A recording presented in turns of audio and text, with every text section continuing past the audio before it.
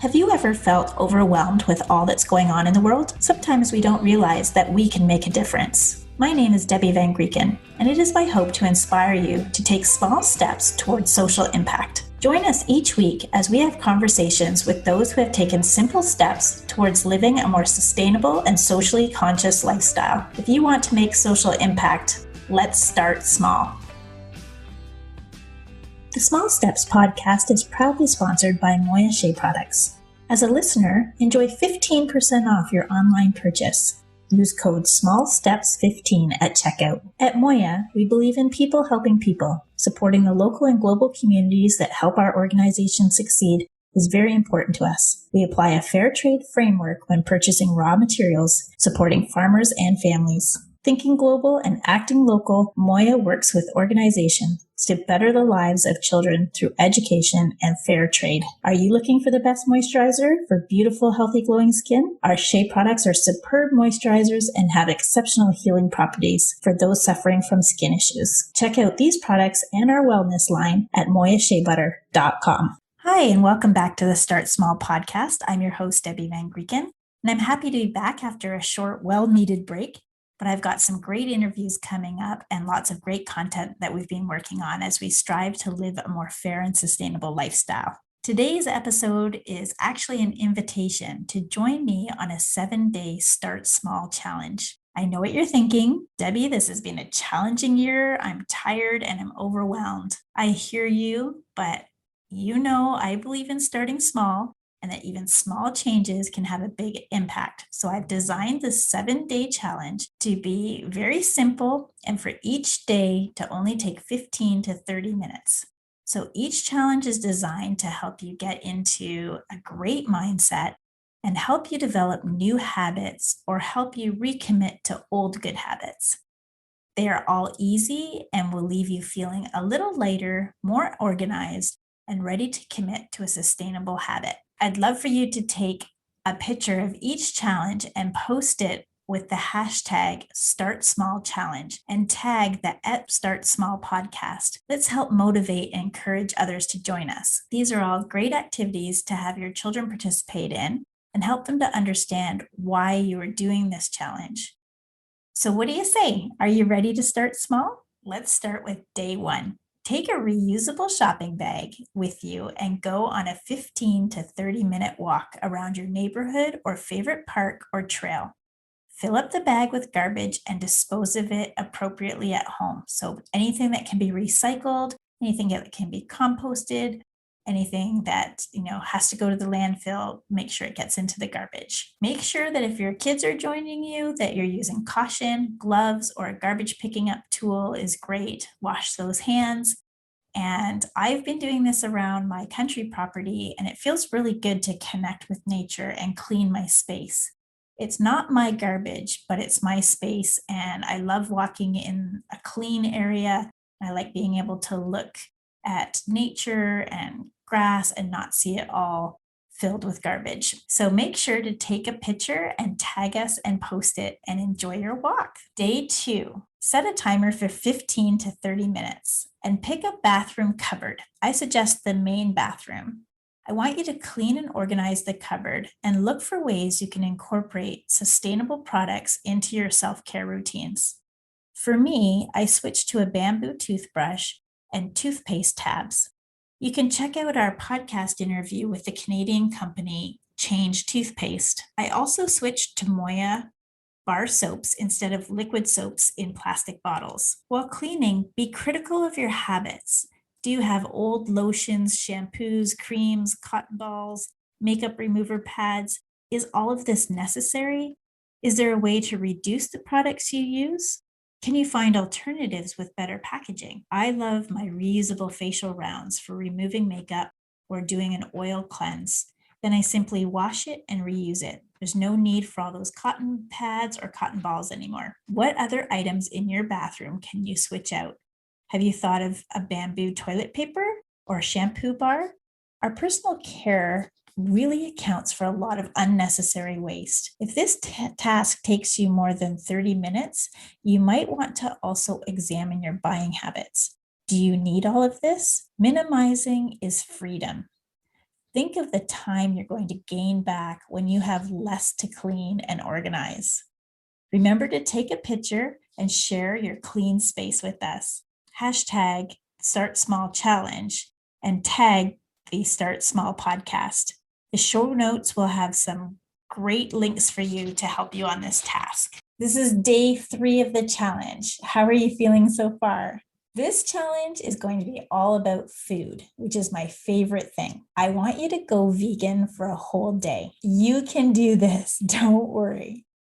If you're already a vegan, then I want you to try a new recipe and share it with us. I'm giving you some links in the show notes to some recipes, but my favorite vegan foods are not salads. I also really do love a good salad, but I find that making normal family-friendly meals like shepherd's pie and using lentils instead of beef, or pastas and using soy grounds instead of beef, are all great ways to help my family eat healthier, more sustainably, and to really not feel a difference in the types of food that they like to eat. Why is plant-based more sustainable? It actually really reduces your carbon footprint, and there are many environmental and health benefits to doing that. I want you to check out an earlier podcast we did with an interview with Dr. Reza Kazemi. You'll learn lots in that. It was such a great interview. Did you know that you could even have vegan ice cream? Our favorite is called So Delicious, and it really is. I love the cashew variety, although they do have a coconut line as well. But seriously, the chocolate or the salted caramel in the cashew line is unreal. You'd swear it was ice cream from dairy. Okay, we better switch topics here because I'm going to start going into my favorite chocolate vegan cake and then I'm just going to want to go have some. Okay, day 4. This is a great activity to do with your older kids or teens. It will really help to educate them for when they have their own homes. I'm challenging you to do a home energy audit. I'm going to share some resources in the show notes to help you out. But did you know that switching to LED light bulbs is a simple way to save energy and money? Make sure that all your lights are turned off when they're not in use. Look at your water consumption, switch to low flow faucets and taps, and time your showers. It's great for kids to get in a habit of as well. A big surprise came to me when I learned that for every minute in the shower, it's 2 gallons of water, and the average shower is 8 minutes. So if you can cut it to even 7 minutes, you're already saving 2 gallons, and that's a big impact over time. I also didn't know that when I'm sleeping and my TV is turned off, it's still using energy unless it's unplugged from the wall. So now we have all of our large electronics on a power bar, and at night they get unplugged. So take a picture of some of the things from your energy audit and share it with us. Don't forget to hashtag Start Small Challenge and tag Start Small Podcast. We're just zipping through this challenge. We're already at day 5. So day 5, we're back to cleaning and organizing. But this time I want you to pick a closet in your house. It can be yours or a family member's. So if you have a child and you want to clean their closet, that's great too. But I want you to minimize and be critical. Is this an item that's just taking up space? Can you find ways to donate, reuse, or repurpose? A lot of times I think of old socks. I've got lots of odd socks around and they can become rags for cleaning. I'm sure there's a lot of you out there that have an old pile of odd socks. It's crazy. I just don't know how they show up. Where did the other sock go? I really love doing this part of the challenge. I love Closet Day because I've really spent some time and money over the years investing in fair trade clothing and high quality handmade items. Thrifted items are actually some of my favorite clothing items. I got this jean jacket and I absolutely love it. And I ended up getting it for free. It was a hand-me-down and I swear I've worn it so many times and it's just a staple for all my outfits. I love that when my kids were growing up, I would organize clothing swaps, friends. For myself, I trade clothes with my sister. We're fortunately around the same size and have the same styles. So anytime we have a function, we just call each other up and say, hey, can I come shop in your closet? And we make a fun day of it as well. All of my boys love thrifting and they're really good at it too. So it's a really great habit that you can get your family involved into, and it really will save you money and be way more sustainable in the end. So make sure to send us a picture of either your pared down closet or your favorite thrifted outfit or something you found a new purpose for, like one of those old socks. Day 6. This is about making an actual commitment to make an eco swap. So find one thing you use regularly and find an eco swap for it. Maybe it's a new bamboo toothbrush like we talked about.